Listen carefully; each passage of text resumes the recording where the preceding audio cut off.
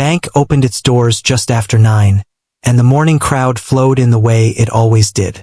People in neat clothes, polished shoes, and busy expressions lined up, holding phones and coffee cups, already thinking about meetings, deals, and deadlines. The air smelled faintly of paper, metal, and cleaning spray.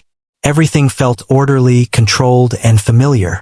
Among them stood a man who clearly did not fit the scene. His jacket was old and too thin for the season. The fabric had faded from years of sun and rain. His shoes were worn down at the soles, and his pants had small tears near the knees. His hair was messy, and his beard showed signs of weeks without proper care. Still, he stood straight. His shoulders were relaxed, not slouched. His eyes moved calmly around the room, as if he had every right to be there. Some people noticed him right away. A few took a small step back, creating distance without saying a word. One woman tightened her grip on her purse. A man behind him sighed loudly, clearly annoyed. No one spoke directly to him, but the message was clear. He was not welcome. Behind him in line stood a man who was the exact opposite. This man wore a tailored suit that fit perfectly. His watch caught the light each time he moved his wrist. His shoes were spotless, and his hair was neatly styled. He smelled of expensive cologne. He had the kind of confident posture that came from years of being listened to and obeyed. He checked his phone, frowned at the time, and tapped his foot on the floor. He glanced at the man in front of him and frowned. At first, he thought there must be a mistake. Maybe the man was lost. Maybe he had wandered in to escape the cold. But when the line moved forward and the man stepped closer to the counter, it became clear he was there for business, just like everyone else. The well-dressed man let out a quiet laugh through his nose. Not loud enough to draw attention, but enough to show his disbelief. He leaned slightly toward another customer and shook his head, as if sharing a joke without words. "This is unbelievable," he muttered, not caring who heard. The homeless man heard him. He heard the sighs, the whispers, the soft laughs. He had heard them all before in many places like this. He did not turn around. He did not respond. His face remained calm, almost thoughtful, as if his mind was far away. When it was finally his turn, he stepped up to the counter. The teller was young and clearly tired. Her smile was polite but forced, the kind used when following company rules. She looked at the man, then at the card in his hand. It was scratched and bent at one corner, but it was real. "Yes?" she asked. The man cleared his throat gently. His voice was steady, not shaky or ashamed. "I just want to check my balance," he said. The words floated in the air for a moment. A short laugh came from behind him, then another. Someone whispered, "Balance?" with clear disbelief.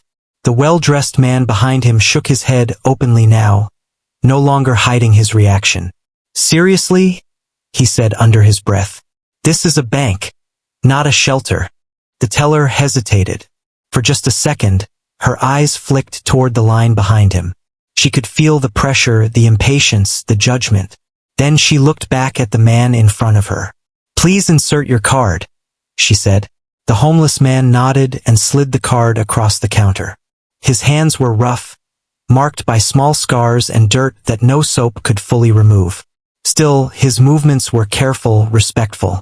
As the teller picked up the card, the well-dressed man leaned forward slightly.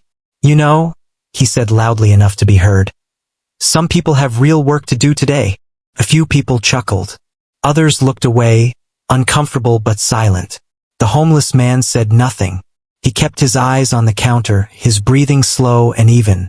Inside, memories stirred. Not anger, not shame, just a quiet awareness of how easily people judged what they did not understand. The teller typed on her keyboard. The screen in front of her glowed softly, reflecting in her eyes. At first, her expression did not change. Routine. Automatic. She had done this hundreds of times. Behind them, the line grew restless.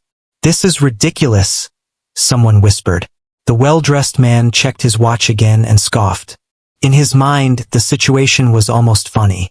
A man who looked like he slept on the street asking to check a bank balance. The idea seemed absurd to him. In his world, money had always matched appearance. Wealth looked like wealth. Success announced itself. He assumed the screen would show almost nothing. Maybe a few coins. Maybe even a negative number.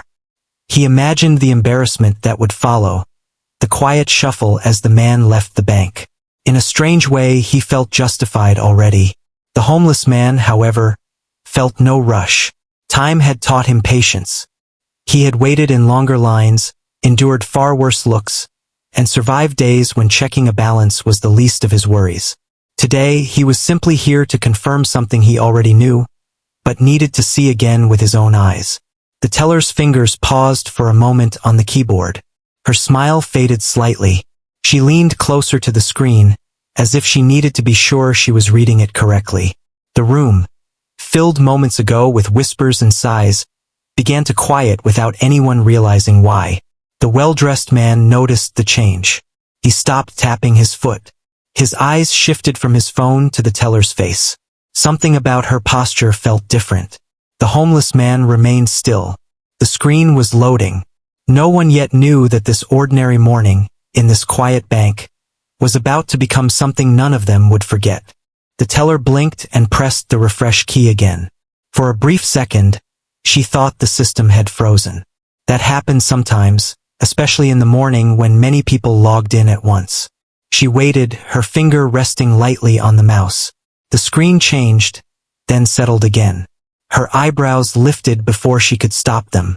She straightened in her chair and looked at the screen more closely. Then she leaned forward, bringing her face closer, as if the numbers might shift if she stared long enough. Her lips parted slightly. She did not say anything, but something in her expression had changed. The homeless man noticed it right away. He had seen that look before. It was not shock exactly, but surprise mixed with confusion. He kept his hands resting on the counter and waited. He did not rush her. He never rushed people anymore. Behind him, the well-dressed man noticed it too. He narrowed his eyes. The teller was taking longer than expected. Much longer. He cleared his throat loudly, a sound meant to push things along. "Is there a problem?" he asked, not hiding his impatience. The teller glanced up for a split second, then back at the screen. "1 moment, please," she said. Her voice was calm, but not as confident as before. A soft murmur spread through the line. People leaned slightly to one side, trying to see what was happening at the counter. Someone whispered that maybe the card was stolen. Someone else suggested the machine must be broken. The well-dressed man crossed his arms. "Figures," he muttered. Probably not even his card. The homeless man heard that too. He felt it land, but he did not react. He had learned long ago that defending himself rarely changed minds.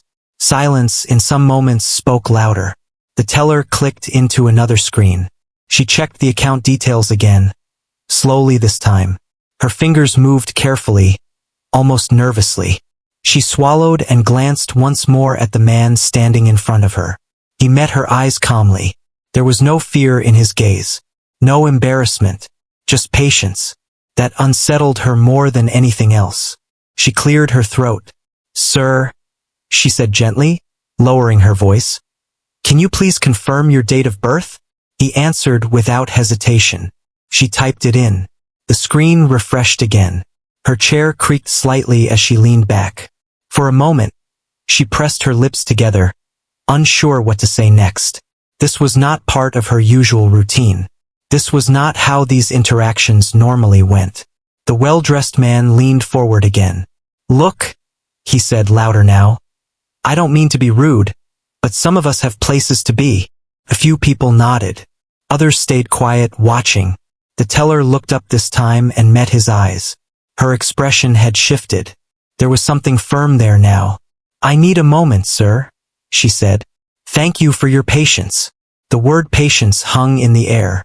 The well-dressed man scoffed quietly and shook his head. He stepped back half an inch, but his eyes stayed fixed on the counter. The homeless man shifted his weight slightly from one foot to the other. His legs ached. Standing still always reminded him how much time he spent walking or sitting on hard ground. Still, he said nothing. As the teller stared at the screen again, her mind raced. She had seen wealthy clients before, business owners, investors, retired executives. They usually came dressed to impress, confident, sometimes demanding. This man did not match any of those images, yet the information in front of her said otherwise. She glanced at the balance line again, making sure she had not misread a decimal or an extra zero. She counted it carefully once, then twice. Her heart began to beat faster. This could not be right. She clicked into the transaction history. It loaded slowly. Her eyes scanned the list. Dates, amounts, transfers. All clean. All real. All consistent. There was no mistake. A quiet tension filled the space around the counter. The whispers behind them faded. Even the sound of phones and keyboards seemed to dull. People sensed that something unexpected was unfolding, even if they did not yet know what. The well-dressed man felt it too. He stopped checking his watch. His mouth tightened. He did not like uncertainty. He liked control, clear outcomes. This delay did not fit his expectations. He leaned closer, trying to see the screen, but the angle did not allow it. "Is everything okay?" he asked, forcing a thin smile. The teller did not respond right away. She took a slow breath. "Yes," she said finally. "Everything is working."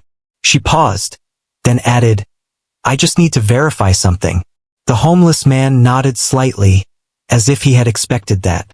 As they waited, his thoughts drifted.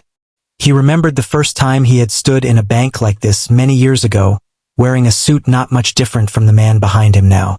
Back then, people smiled when he entered. They offered him coffee. They spoke carefully, respectfully. Life had changed him since then, stripped him down, tested him, left him with little more than his breath and his sense of self.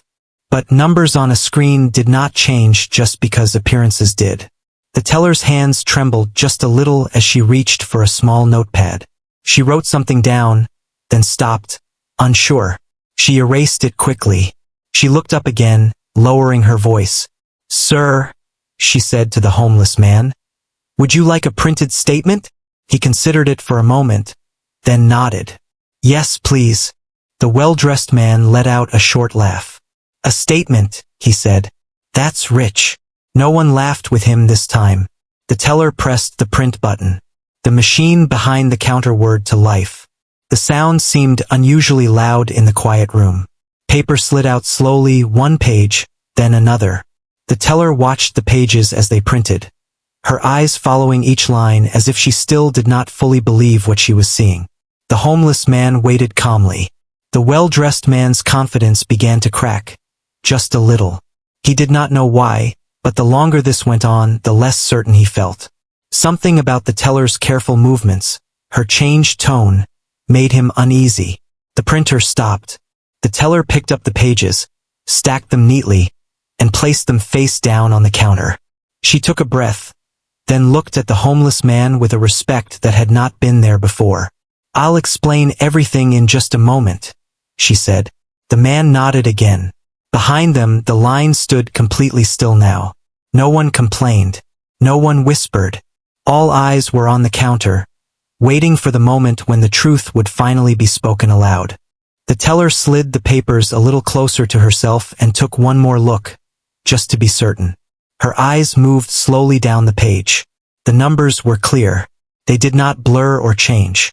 They stayed exactly where they were, calm and unbothered, as if they had nothing to prove. She felt her throat tighten. She had been working at the bank long enough to know when something was ordinary and when it was not. This was not ordinary, not even close. She had never seen a balance like this connected to someone who looked like the man standing in front of her. And yet, everything about the account was correct. She lifted her gaze and looked at him again. Up close, she noticed things she had missed before. The steadiness in his eyes. The way his face showed lines of experience rather than weakness. The quiet confidence that did not ask for attention. This was not a man pretending to belong. This was a man who had belonged before and still did in his own way. She swallowed and chose her words carefully. "Sir," she said softly, "your current balance is available." The man nodded. "That's good." Her voice lowered even more, meant only for him. Quite substantial. The word hung there. The man behind them leaned forward without meaning to. His ears caught the change in tone. Substantial was not a word tellers used lightly. His expression shifted from boredom to curiosity, then to something closer to concern. How substantial? He asked, before he could stop himself. The teller glanced at him briefly, then back at the man at the counter. She hesitated. Bank policy was clear, but the room had gone so quiet that it felt as though everyone could hear their own breathing. She turned the monitor slightly, just enough for the man in front of her to see. His eyes moved to the screen. For a moment, nothing changed in his expression. No smile, no shock, just a slow blink. Then he let out a quiet breath through his nose, almost like relief. "All right," he said calmly. "Thank you." Behind him, the well-dressed man's eyes widened. He had caught a glimpse. Not the whole screen, but enough. Enough zeros to make his stomach drop. His mouth opened slightly, then closed again. He leaned back as if someone had pushed him. "That can't be right," he said, louder than he meant to. The teller straightened her back. "It is correct," she replied. "I've verified it." A ripple went through the line. People shifted. Someone gasped quietly. Another person whispered a number, unsure if they had seen it correctly. The well-dressed man felt heat rise to his face. His confident posture collapsed into stiffness. He stared at the homeless man's back, trying to connect the image in front of him with the number his mind was still struggling to accept. The man at the counter remained calm. "Could I also check the last few transactions?" he asked politely. "Of course," the teller said quickly. Her hands moved faster now, smoother. The hesitation was gone. She navigated the system with confidence, as if eager to be useful, to do things right. She turned the screen slightly again, showing him the recent activity. Large transfers, clean records, long-term investments. Nothing accidental, nothing sudden. The well-dressed man's chest felt tight. He thought about the comments he had made, the laughs, the assumptions. Each one replayed in his mind, sharper now, heavier. He looked around, suddenly aware that others were watching him too. A woman near the back met his eyes briefly, then looked away. Her expression was not impressed. The homeless man studied the screen carefully, nodding once. "That looks fine," he said. "I just needed to be sure." The teller smiled, a real smile this time. "Would you like to sit down while I print the full statement?" He shook his head. "Standing is okay." She nodded and turned to the printer again. The machine hummed, filling the silence. No one spoke. Even the sounds of the bank seemed distant now. It was as if the room had shrunk to just this moment, this counter, this quiet truth. The well-dressed man swallowed hard. He had built his life on believing he could read people. That success showed itself clearly. That money announced itself through clothes, posture, and confidence. He had believed that appearance and reality always matched. Now that belief cracked. He looked at the man again. The worn jacket, the tired shoes, the calm face. None of it matched the balance on that screen, yet all of it suddenly felt irrelevant. The printer finished.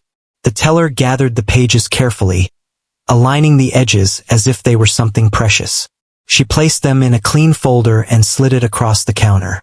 "Everything is here," she said gently. "If you need anything else, please let me know." The man picked up the folder. His fingers lingered on the cover for a moment. He looked up at the teller and met her eyes. "Thank you for treating me with respect," he said. Her cheeks flushed slightly. "You're welcome, sir." The word "sir" carried weight now. Behind him, the well-dressed man felt something twist inside his chest. He wanted to say something. An apology, maybe, or a joke to smooth things over. But nothing came out. Words felt useless. The man at the counter turned slightly, preparing to leave. As he did, his eyes met the well-dressed man's eyes for the first time. There was no anger in his gaze. No pride, just a quiet awareness. As if he understood exactly what the other man was feeling and did not need to point it out. The well-dressed man looked away first. The homeless man walked slowly toward the exit. Each step was steady. People moved aside without being asked. A path opened naturally, without whispers or laughter this time. As the door opened and closed behind him, the bank seemed to breathe again. The well-dressed man remained where he was, staring at the counter. The teller called for the next customer, her voice returning to its normal rhythm. But something in the room had changed. No one forgot what they had just seen. And no one, especially the man in the expensive suit, would ever hear the words, "I just want to check my balance," the same way again. The man stepped outside the bank and paused near the glass doors. The noise of the street washed over him. Cars passing, a distant horn, people talking on phones.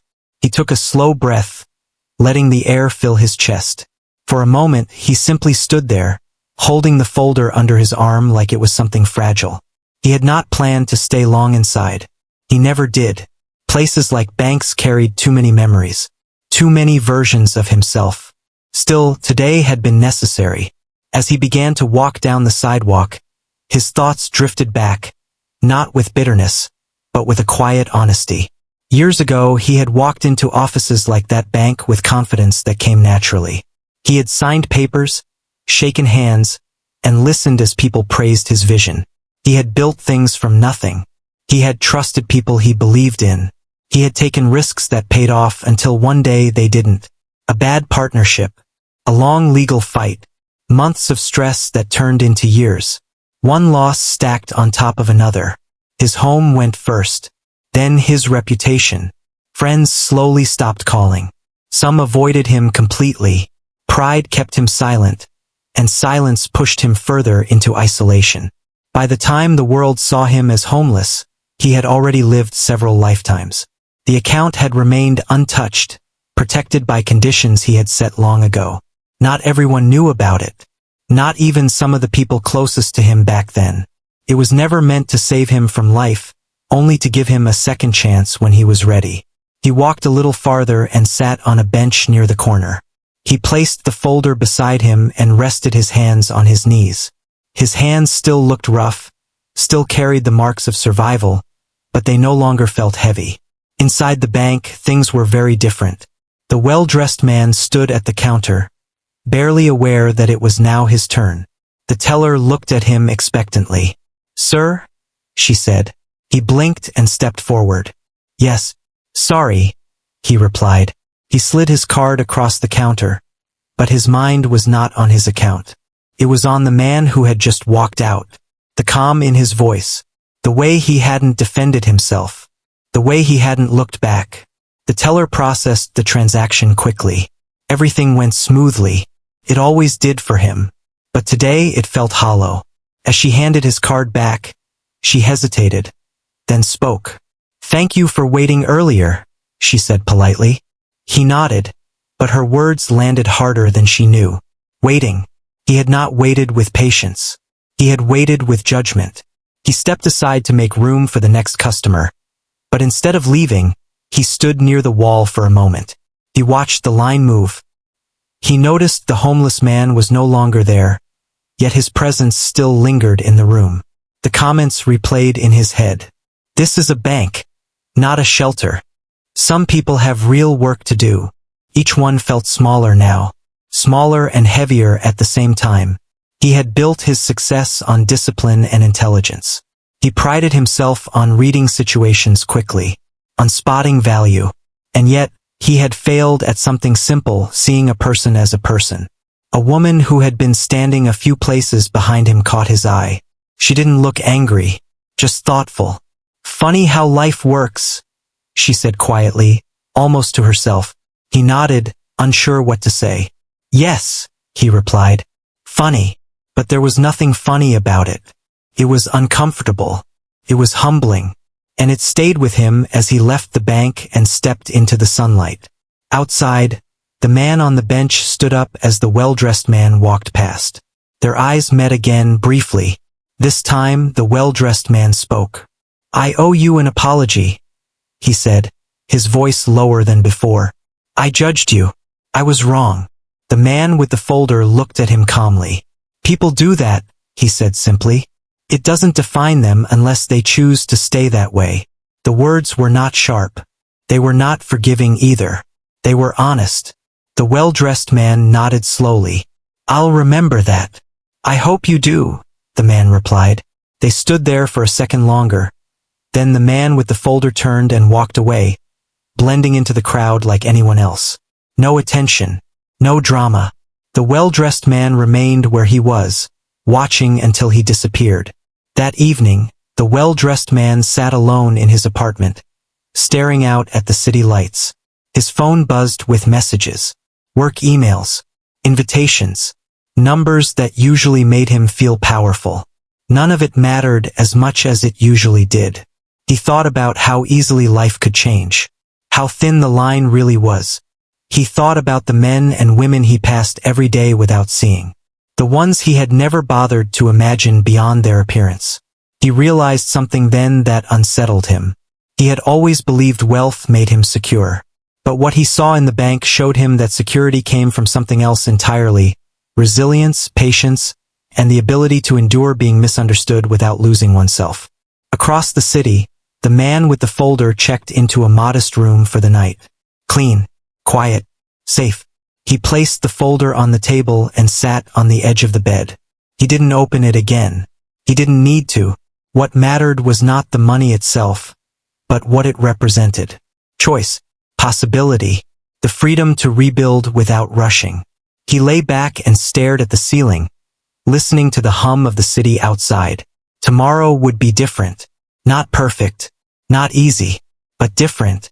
And somewhere, without knowing it, a man in a suit would carry a lesson that no amount of money could buy.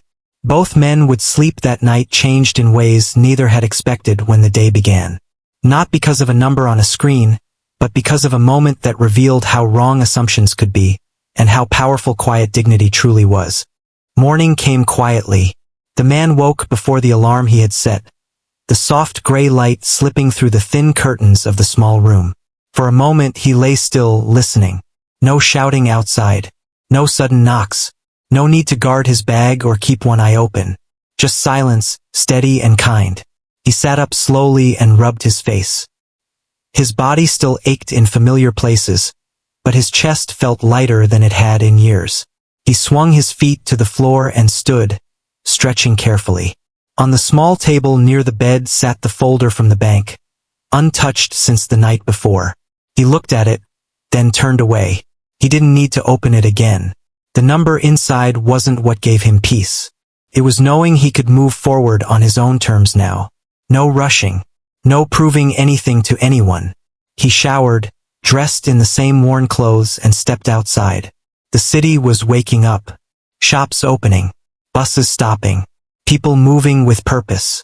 He walked among them, unnoticed, just another face in the crowd. And for the first time in a long while that felt right. Across town, the well-dressed man woke to the sound of his phone buzzing. Messages stacked up overnight. Meetings. Calls. Deadlines. He silenced the phone and stared at the ceiling instead. His thoughts drifted back to the bank. The calm voice. The patience. The way the other man had walked out without needing approval or attention. The way the moment had stayed with him long after it should have faded. He sat up and exhaled slowly. Something had shifted inside him. Not guilt alone. Something deeper. A crack in a belief he hadn't realized was so fragile. Later that day, the man with the folder returned to the bank. But this time he went to a different branch across town. Smaller. Quieter. He spoke little, asked only for what he needed. An appointment. Some paperwork. Plan. The staff treated him politely, though still with curiosity. He noticed it, but it no longer mattered. He had learned something important through all those years of being invisible. People see what they expect to see. He left the bank again, not with pride, but with direction. He visited a clean clothing store and bought simple clothes. Nothing flashy, just something that fit. Then he went to a barber. As the clippers hummed, he watched his reflection change slowly, not into someone new, but into someone closer to who he had always been. That afternoon, he sat in a quiet cafe by the window, drinking coffee slowly. He watched people pass by, each carrying their own unseen story. He wondered how many had been judged unfairly that very day. How many were stronger than they appeared? Inside the cafe, a television played silently. A business channel showed graphs and headlines. He glanced at it once, then looked away. That world would still be there when he was ready. He wasn't in a hurry anymore. Meanwhile, the well-dressed man found himself doing something unusual. He canceled a meeting, then another. He walked instead of taking a car. He noticed things he usually ignored: the tired eyes of a cashier, the quiet nod of a street cleaner, the way people avoided looking at those they didn't want to see. He recognized himself in that avoidance. At lunch, he sat alone, pushing food around his plate. The numbers on his phone meant nothing today. They didn't bring comfort. They didn't answer the questions forming in his mind. He thought about success, about how often it was confused with worth. He remembered the words spoken outside the bank. It doesn't define them unless they choose to stay that way. That sentence followed him through the day. Weeks passed. The man who had once been homeless moved into a small apartment. He kept it simple, clean, quiet. He took long walks and short jobs. Not for the money but for routine, for grounding. He reconnected with parts of himself that had been buried under survival. He also helped where he could. Quietly. No cameras. No praise. Sometimes it was buying a meal. Sometimes it was listening. Sometimes it was nothing more than acknowledging someone who felt unseen. He understood that better than most. One afternoon, as he sat on a bench reading, someone approached and sat beside him. It was the well-dressed man, though he looked different now. No suit, no watch catching the light, just simple clothes and tired eyes. "I wasn't sure I'd find you," he said. The man closed his book gently. "You did." They sat in silence for a moment. "I've been thinking," the other man said, "about that day, about myself." The man nodded. "Thinking can be uncomfortable." "Yes," he replied, "but necessary." He took a breath. "I don't expect forgiveness. I just wanted you to know. It changed something." The man considered him for a moment. Then it wasn't wasted. They spoke briefly, about nothing important, about weather, about time. Then they stood and went their separate ways, not as friends, not as strangers, but as two people who had crossed paths for a reason. Life continued. The bank returned to its routine. The teller moved on to new customers, new days. But every now and then, when someone stepped up to the counter looking out of place, she remembered that morning. And she chose her tone carefully, because she had learned something too. Appearances lie. Months later, the man stood once again in front of a mirror. He adjusted his collar and took a breath. Today, he would step back into a world he had left behind, not to reclaim status, but to rebuild meaningfully. He paused, then smiled slightly, not because he had money, but because he had learned who he was without it. And somewhere in the city, a man who once scoffed now looked at people differently, measuring less, listening more. All because of a quiet sentence spoken in a bank. "I just want to check my balance." A sentence that revealed far more than numbers. A moment that proved dignity does not wear a uniform. Wealth does not always announce itself. And the truest measure of a person is often hidden until judgment falls silent.